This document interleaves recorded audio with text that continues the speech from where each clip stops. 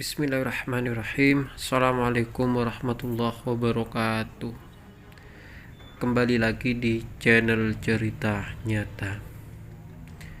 Cerita ini terjadi di sekitaran tahun 2003. Cerita ini dibagikan oleh teman saya yang bernama Monel. Monel ini adalah nama panggilan teman-teman dari kecil dia. Memang dipanggil Monel karena waktu itu Monel ini sering banget memakai cincin ayahnya, dan cincinnya itu terbuat dari bahan Monel. Mungkin kalian atau teman-teman tahu bahan Monel, dari situ akhirnya dia dijuluki Monel. Dia tinggal di sebuah desa di perbatasan antara Blitar dan Malang. Di situ ada sebuah desa kecil. Di sanalah Monel tinggal. Seperti biasa anak-anak pada umumnya, Monel ini punya banyak teman. Dia juga sering ketika pulang sekolah dia pergi ke sawah atau ngambil tebu kemudian dimakan ramai-ramai. Seperti itulah. Nah, di desa Monel ini ada seorang ODGJ, kalau sekarang namanya orang dengan gangguan kejiwaan. Beliau itu namanya Cak Suto. Biasa anak-anak seusianya Monel ini memanggil beliau dengan panggilan Cak Suto. Dulu kata orang-orang tua di sana, Cak Suto ini orangnya baik sebelum dia mengalami gangguan kejiwaan. Beliau hidup normal sampai suatu ketika pas Cak Suto ini dewasa. Cak Suto ini pernah bekerja di salah satu pulau di Indonesia. Sepulangnya dari sana, Cak Suto ini menikah dengan seorang perempuan yang dibawa dari pulau itu. Terus setelah menjalani kehidupan di desanya sekitar 2 tahun, tiba-tiba si perempuan ini kabur dari rumah, pulang kembali ke orang tuanya. Nah, semenjak saat itulah kemudian Cak Suto ini frustasi, jadi akhirnya dia ini sering teriak-teriak sendiri, bahkan Cak Suto ini sering membahayakan tetangga sekitar. Nah, kejadian ini tidak lama. Cak Suto ini mengalami gangguan semacam itu hanya sekitar 1 tahun. Setelah itu Cak Suto kembali normal, dia menjalani kehidupan lagi dan mulai berbisnis. Nah, suatu ketika Cak Suto ini bekerja bersama teman lamanya, terus akhirnya beliau berangkat ke Jakarta. Beliau semakin mengembangkan bisnisnya bersama teman-temannya. Untuk seukuran orang-orang sukses, Cak Suto ini belum sukses. Tapi menurut orang di desa sana, Cak Suto ini cukuplah. Bahkan waktu itu beliau sudah bisa membeli beberapa petak sawah dan juga membeli mobil. Jadi untuk ukuran orang desa, Cak Suto sudah sukses. Meskipun untuk ukuran orang kota, Cak Suto ini biasa-biasa sajalah perekonomiannya. Nah, semenjak Cak Suto ini menjalani bisnis dengan temannya, beliau sering pulang ke kampung. Yang biasanya beliau hanya pulang sekitar 6 bulan sekali, tapi ketika Cak Suto ini sukses 1 bulan sekali, beliau selalu pulang kampung.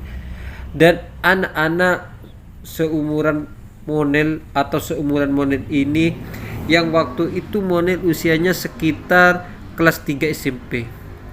Dia sering menunggu kedatangan Cak Suto. Jadi kalau dari jauh memasuki pintu desa itu, mereka sudah nunggu di sana. Di seberang kali mereka duduk-duduk di jembatan ketika mereka melihat mobil Cak Suto sudah datang. Mereka langsung teriak-teriak, "Weh, Cak Suto teko, Cak Suto teko," karena mereka pasti nunggu oleh-oleh dari Cak Suto. Dan Cak Suto pasti membawa sesuatu untuk anak-anak, entah beberapa jajanan atau makanan yang dibawa Cak Suto untuk oleh-oleh mereka.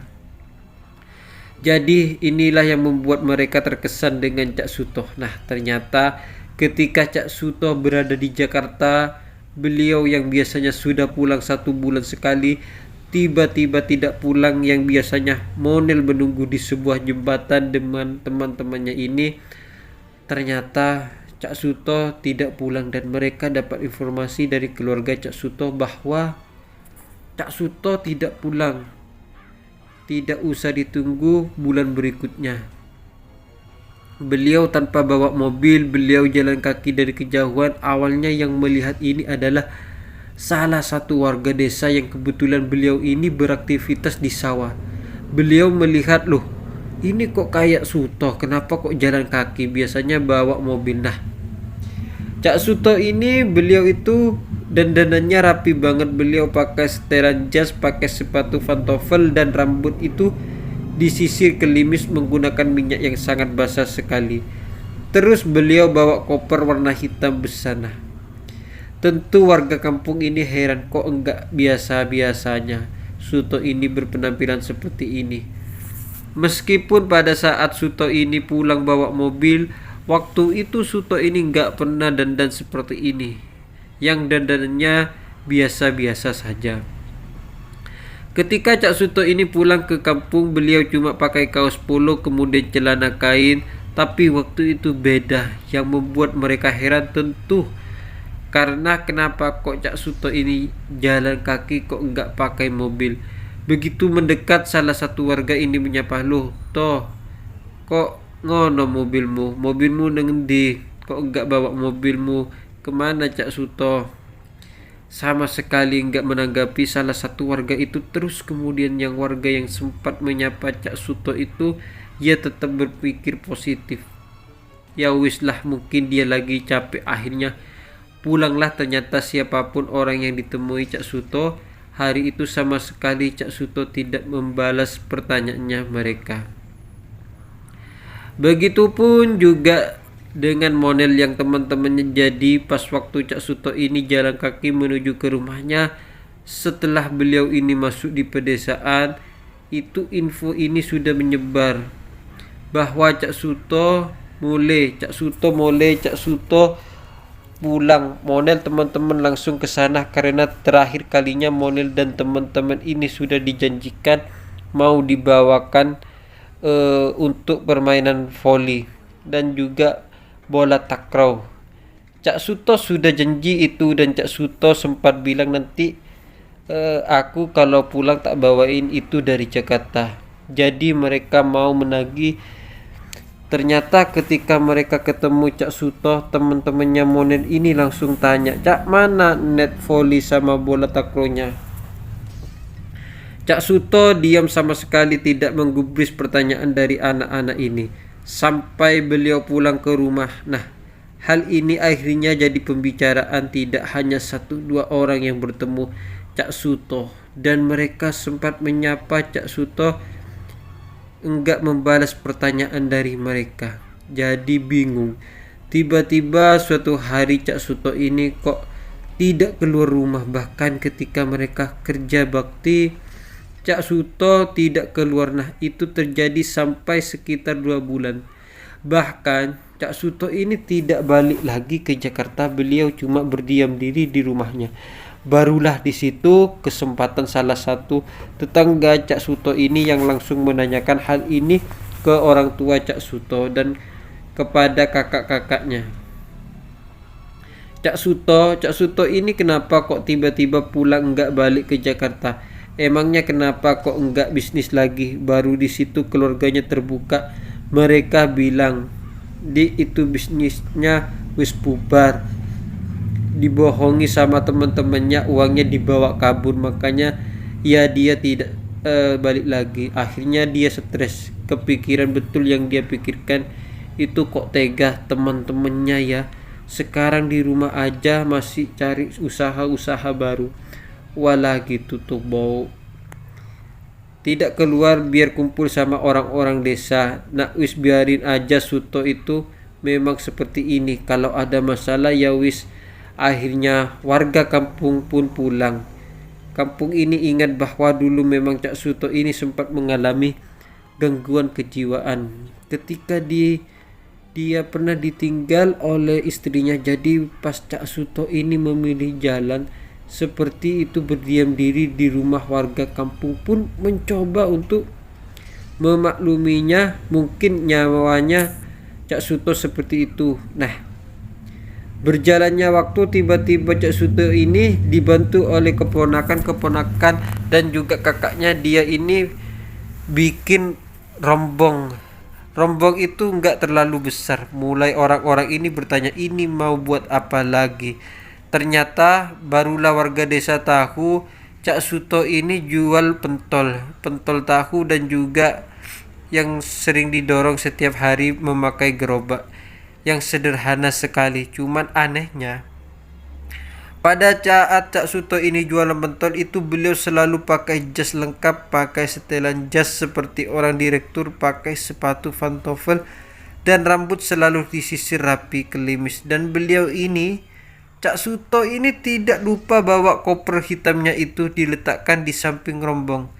Nah, setiap pagi waktu Cak Suto menjajakan pentolnya itu selalu berdandan seperti ini, berdandan berjas yang rapi. Setelah yang rapi seperti itu, awalnya tentu warga desa juga kaget, ini apa-apa ya di zaman seperti ini.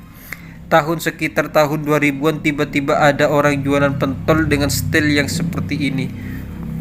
Mungkin kalau sekarang mungkin ini adalah suatu terobosan atau bisa menjadi viral, tapi zaman-zaman itu orang tentu memandang ini Cak Suto ini aneh. Pasti ini dia mereka semua menyimpangkan hal ini karena mereka tahu pentol buatan Suto ini memang enak, terkenal enak, jadi bahkan mereka ini menunggu-nunggu kedatangan pentolnya. Cak Suto beberapa keanehan lagi, yaitu Cak Suto ini hanya sekitar 3 kali berjualan di pagi hari. Selebihnya Cak Suto ini selalu keluar rumah sekitar jam setengah 8 malam. Jadi dia ini baru keluar menjajakan dagangnya sekitar jam 3 malam, pulang-pulang jam dini hari, mau laku atau enggak ya dia berjualan di jam-jam seperti itu. Ya tentu ini namanya desa, di atas jam malam pun desa ini sudah sepi, orang-orang sudah masuk rumah. Semua jadi ada yang beli, terus kemudian ada yang menyarankan, Cak sampaikan jangan jual malam-malam. Mana ada orang desa keluar di malam-malam, itu kan wis bener sampean jual pentol pagi-pagi banyak yang beli, anak-anak sekolah, terus orang-orang yang baru pulang dari sawah. Pentol sampean itu enak, kenapa kok tiba-tiba jualan malam terus? Cak Suto bilang, ndak, ini aku memang ingin jualan, mau laku tak mau terserah. Akhirnya Cak Suto ini tetap berjualan seperti itu, malam hari keluar. Ya pada akhirnya tidak ada yang beli, dan tiba-tiba mungkin Cak Suto sendiri menyadari, mungkin dia sempat berpikir daripada seperti ini, akhirnya ya sudahlah, dia kembali lagi jualan di pagi hari, dan balik lagi jualannya pun laris karena memang pentolnya ini enak. Nah, suatu ketika ada anak-anak seumuran Monel ini yang melihat mereka juga langganan pentol Cak Suto. Nah, mereka ini juga langganan pentol Cak Suto. Saya ini sempat melihat waktu itu Cak Suto ini sempat membuka kresek atau bungkusan warna hitam persis di bawah rombongnya. Waktu itu pentolnya ini habis, jadi mau disetok lagi, diambil dari bawah. Mereka melihat sempat ada kayak seekor binatang lah yang ada buntutnya. Terus akhirnya hal ini pun menyebar, mereka bilang bahwa Cak Suto ini jual pentol pakai daging tikus. Nah, info ini menyebarkan kemana-mana, jadi info ini kemudian Cak Suto ini sepi, tidak ada pembelinya. Nah, tiba-tiba isu ini pun berlalu, tidak tahu gimana ceritanya pentol Cak Suto ini kembali ramai. Mereka menyampingkan isu itu tidak mungkin. Suatu hari jualan pakai dagang tikus, tiba-tiba pada satu hari siang itu, pas waktu kebetulan ini ada liburan sekolah, banyak sekali yang menyerbu dagangan Cak Suto. Cak Suto pentolnya itu, nah tiba-tiba ada satu varian baru selain pentol tahu, somai dan lain-lain sebagainya. Ada satu varian baru, bentuknya itu panjang, agak melengkung sedikit. Nah, varian ini ada di sekitar 5 atau tidak banyak. Terus ada yang tanya, lu Cak, apa lagi kok baru ini, mie atau apa, atau enggak itu buntut? Nah, ngomong seperti itu, akhirnya ekor satu yang mau nyoba, kemudian ekor apa ini Cak, wes cobain enak itu. Baru itu tak bikin itu digoreng dulu terus dibumbuin. Nah karena yang beli ini waktu itu memang ngelihat itu tampilannya memang kok kayak enak, akhirnya dicoba, begitu digigit memang yang dia rasakan kayak daging hewan biasa.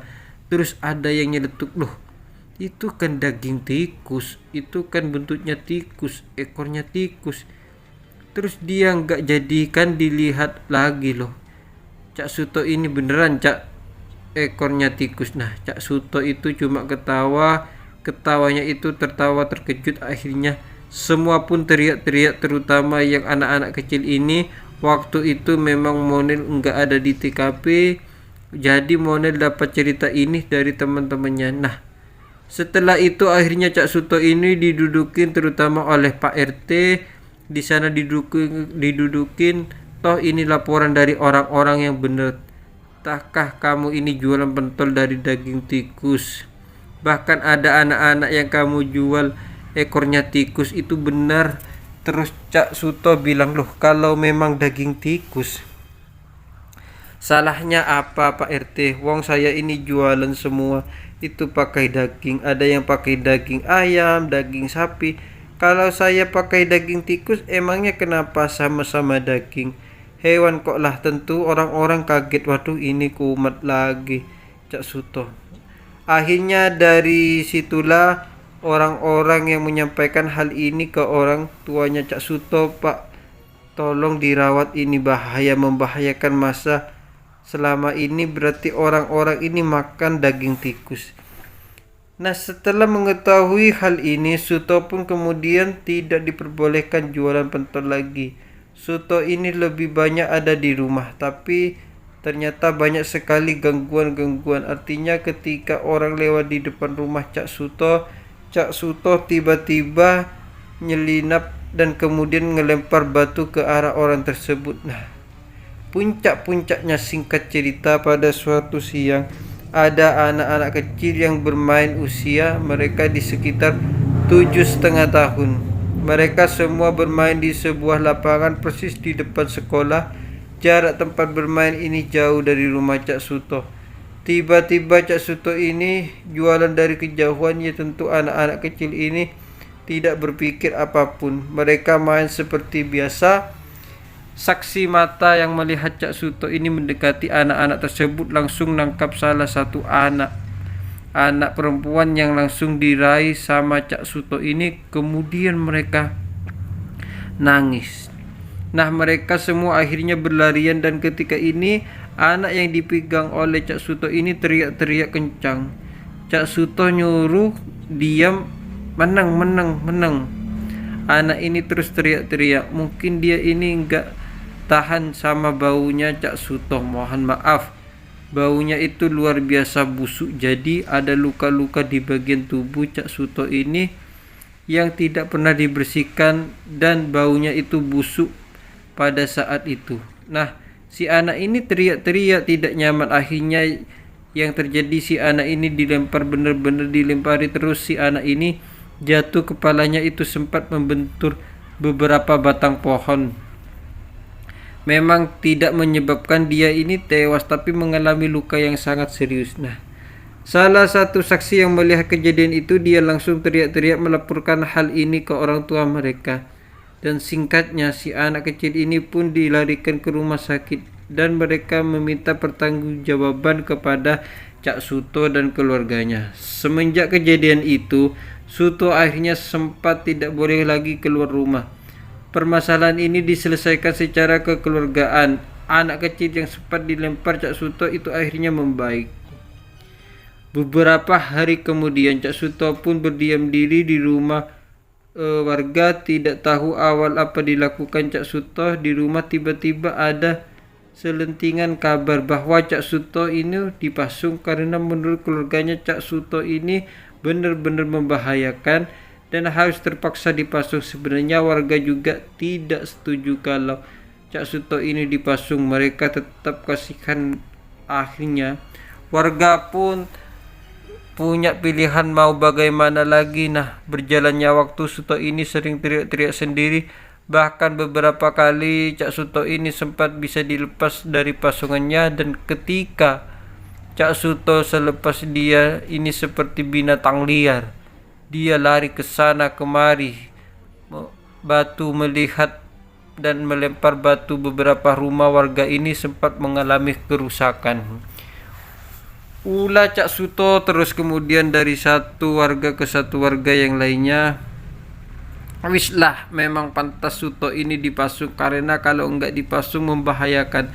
Tiba-tiba Suto yang dilakukan bagian tubuhnya itu tiba-tiba semakin parah, terutama ditambah lagi luka di bagian kaki yang dipasung. Awalnya kakinya Suto yang dipasung itu kayak gatal digaruk-garuk, kemudian luka semakin menjalar sampai benar-benar lukanya itu parah, dan dia ini mengalami tetanus. Dan singkatnya, Cak Suto ini dikabarkan meninggal dunia. Nah, waktu itu Monel dan teman-temannya ini kira-kira waktu itu kelas 2 SMA mendengar kabar bahwa Cak Suto meninggal. Langsung warga kok berbondong-bondong ke sana menyiapkan beberapa perlengkapan kematian yang ada, mulai menyiapkan makam, ada yang mencari satu barang pohon bambu. Nah, di sana itu teman-teman, sebelum jenazah dimakamkan mereka harus diukur dulu. Biasanya yang mengukur jenazah ini pakai tali rafia atau pakai satu bat pohon bambu diukur, kemudian setelah diukur dibawalah ke makam, dipasangkan untuk jenazahnya ini. Sekian levelnya. Kepercayaan beberapa orang, tidak semua tentu ada kepercayaan ini kepercayaan yang menyesatkan. Jadi kepercayaan mereka ini seperti itu. Batang bambu yang setelah digunakan untuk mengukur jenazah ini biasanya difungsikan untuk hal-hal. Orang yang memang percaya batang bambu ini bisa dijadikan joran pancing untuk sebuah pertandingan. Pancing supaya dia ini bisa nangkap ikan banyak.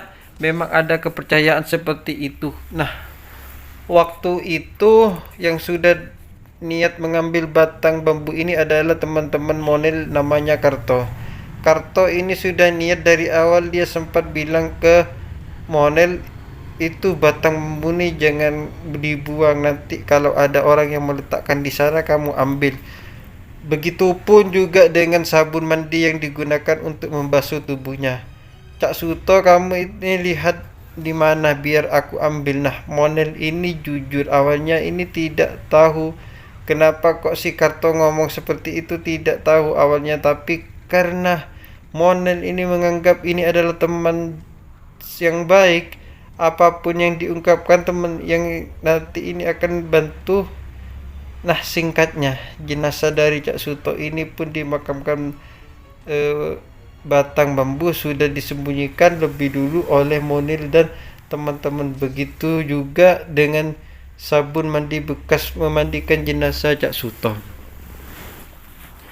Setelah disimpan, setelah dimandikan itu Monel lupa mereka pulang, dan Monel ini lupa benar-benar batang baru tadi ini sudah diambil apa belum sama si Karto. Keesokan harinya Monel ngecek lagi, ternyata batang bambu ini sudah tidak ada lagi dan sabun mandi ini sudah tidak ada lagi. Langsung Monel tanya ke teman-temannya, ternyata si Karto kemarin butuh batang bambu ini buat apa? Walah, masa kamu nggak tahu? Masa kamu nggak pernah diceritakan sama orang tua atau mbahmu dulu nggak tahu?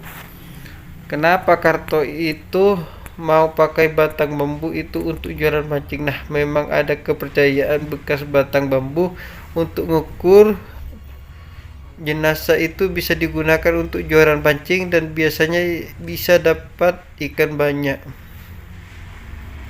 Heran, masa iya? Lah terus sabunnya buat apa? Sabunnya itu biasanya untuk membasuh batang bambu itu lebih dahulu, kemudian umpan yang dibeli orang ini, misalnya dia beli udang atau udang ini akan dicuci dengan sabun itu lebih dulu, kemudian dicampur dengan bahan-bahan lainnya yang menjadikan umpan Monel enggak percaya diri. Langsung menuju rumahnya Karto. Ternyata di rumah Karto ini siap-siap membersihkan batang bambu dan memasang senar di joran itu. Terus monelnya, toh ini batang bambu yang bekas ngukur jenazah. Cak Suto ini ngeyel ini sudah tahu, bikin aku baru tahu info ini. Teman-teman, memang ini bisa ya, kalau enggak percaya kamu lihat sendiri. Akhirnya setelah dia bikin joran pancing ini, langsung mereka ini diajak jalan-jalan Karto menuju ke sebuah tempat pemancingan. Nah, awalnya mereka diajak di sebuah bekas galian. Lah, ada kolam genangan air. Di sana banyak ikan, terutama ikan kutuk dan ikan gabus. Mulailah dipancing. Nah, beberapa mantra-mantra tidak tahu bacanya apa yang dibacakan oleh Karto ini didapat dari kakeknya dulu. Karto pun mancing, tidak sampai 5 menit dia langsung dapat 1 ekor ikan gabus. Dia langsung pasang umpan lagi, dia mancing lagi, dan gak sampai 5 menit dia dapat lagi ikan gabus. Nah, di sisi lain teman-temannya ini kayak percaya atau tidak percaya, tapi Karto bisa membuktikan sendiri. Mungkin percaya tidak percaya, tapi Karto ini, mereka ini saling berpikir secara logika ya. Mungkin karena umpannya itu cocok, jadi membuat ikan gabus yang ada di sana akhirnya ngambil umpan langsung, kemungkinan yang ada ikannya. Berpikir logis seperti itu, tapi Karto ini berusaha membuktikan lagi. Kalau nggak percaya, lihat 2 bulan itu ada kompetisi pancing, hadiahnya sepeda motor. Kalau nggak percaya, ikut kamu, nanti aku pakai pancing joran yang bekas jenazah. Nah, singkatnya 2 bulan kemudian Karto ini memancing, mengajak teman-temannya, termasuk Monel ini ikut. Dan Monel di situ juga ngelihat hadiah memang seperti motor untuk juara. Yang akhirnya dipancing adalah ikan lele. Akhirnya mulailah mereka semua memancing. Dan ternyata singkatnya, Karto ini memang dia mendapatkan sepeda motor yang dipikirkan oleh orang tuanya. Anehnya, menurut mereka semua orang tua Karto ini kayak benar-benar mendukung apa yang dilakukan Karto. Bahkan mereka ini juga pakai joran itu dan telapak tangan bekas Cak Suto. Iya, budal wes. Alhamdulillah. Mereka juga heran kok tuannya didukung sama istilah bumbu yang bekas untuk ngukur. Jenazah Cak Suto kenapa kok dipercaya itu? Akhirnya setelah kejadian itu, sepeda motor pun didapat oleh Karto. Dan sepeda motor ini saya sering dingin sama Pak Karto, keluarganya ini. Tiba-tiba lama setelah itu Karto ini jatuh sakit, badannya panas dingin, sempat dibawa ke dokter, kemudian pulang lagi ke rumah. Sampai Karto ini sering gak masuk sekolah karena beberapa kali dia sekolah, kemudian dia sakit-sakitan, dia sambil sekolah lagi, gak lama sakit-sakitan lagi. Nah, ada orang yang bilang bahwa itu Pak Karto itu sudah ngambil bekas untuk mengukur jenazah Cak Suto, dan itu gak boleh. Bagaimanapun hal ini itu sudah harus dilengkapi. Nah, kebiasaan orang di sana, setelah melakukan pengukuran, mereka harus membuang bambu tersebut, apapun yang berhubungan dengan jenazah yang dipaksa lagi. Tiba-tiba ketika hal ini disampaikan keluarganya Karto gak percaya. Mereka bahkan pulang dulu. Seperti itu, beliau sering bikin joran pancing dan bambu bekas ngukur mayat, jadi mereka enggak percaya. Karto sakit ya, memang sakit. Nah, suatu ketika Karto ini kebangun di tengah malam. Dia itu bilang sama ibunya, "Bu, aku ini sering didatangi sama Cak Suto." Cak Suto bilang, intinya itu aku disuruh nguburkan batang bambu ini tidak dipakai lagi. Karena mereka yang tuanya ini ketakutan melihat Karto yang ngomong seperti ini dengan raut wajah. Akhirnya orang tua bilang, ya wis lah, pendemai kuburan aja kalau gitu lah. Singkatnya, keesokan harinya karena ada kartu ini masih panas, langsung bapaknya kartu ini diambil tindakan, batang bambu ini langsung dikuburkan dan bapak minta maaf betul. Cak Suto ini ngomong seperti ini. Singkatnya, setelah batang bambu ini dikubur, Karto itu semakin hari semakin mereka sakitnya dan dia kembali ke sekolah. Saat dia berani lagi melakukan hal-hal semacam ini, dia lebih memilih untuk diam. Kalaupun dia memancing, dia beli stik yang baru. Singkatnya, setelah kejadian itu ada satu yang didatangi nih yang sempat kerja di Korea ini adalah sekitar 3 tahun dan pulang. Dia sosoknya laki-laki, Mas Joko. Mas Joko waktu itu pulang larut malam. Dia pulang karena sebentar lagi adik perempuannya itu harus menikah. Dari Mas Joko ini pulang semalam hari ini melihat kok ada yang pakai jas rapi banget. Cak Suto pernah berjualan pakai jas, dia nggak tahu karena dia posisinya selalu bekerja di luar negeri. Jadi pas waktu dia masuk desa malam-malam, memang desa ini keadaan sepi, terus tiba-tiba ngelihat ada sosok laki-laki yang seperti ini. Dia pakai jas kok rapi banget. Disapalah, "Pak, mau kemana?" Terus sosok ini noleh ke arah Mas Joko. Barulah Mas Joko, oh ternyata Cak Suto. Loh, Cak Suto ngapain kok ganteng? Cak Suto keren banget. Sampean pakai jas kayak gini mau kemana? Anehnya di situ Cak Suto ini menjawab pertanyaan dari Mas Joko, "Iki ora ono iki, aku anak rokok." Ya rokokna dibareng diajakan Cak Suto. Rumahnya Mas Joko. Jadi begitu sampai di rumah Mas Joko, Joko ini belum sempat mengetuk pintu dari mereka, cuma duduk-duduk di depan teras yang mereka dan merokok bareng di situ. Mas Joko ngelihat Cak Suto ini merokok juga. Nah, ketika mereka ngerokok, Mas Joko tanya, "Sampean kok malam-malam ini jalan-jalan sendirian pakai baju kayak gini? Mau mana, Cak?" Cak Suto melalui melaku bendino melaku Cak ngomong seperti itu. "Itulah ya wis Cak, aku tahu, istirahat dulu ya Cak, ngantuk." Joko ngomong seperti itu. Suwun rokoknya ya. Terus Cak Suto ini kembali jalan kaki kemudian menghilang dari pandangan. Barulah Mas Joko ini ngetuk pintu. "Ibu, assalamualaikum, aku mulailah." Melihat kedatangan Mas Joko, semua ini kaget. "Waalaikumsalam." Alhamdulillah, sudah banget. Mas Joko ini tidak pernah jadi malam itu. Saking senangnya mereka ini tanya seputaran Mas Joko di Korea. Joko pun menjawab sampai hari Mas Joko ini lupa cerita tentang bertemunya Mas Joko dengan Cak Suto bareng pagi itu. Joko ini bangun terus dia bilang ibunya, "Bu Joko dan Cak Suto semalam malam ketemunya aku kok pakai setelan jas lah." Ibunya ini langsung diam. Si ulang, "Apa gelem balene opo Cak Suto ketemu aku tadi malam dia pakai setelan jas." "Loh, Cak Suto iki wis mati.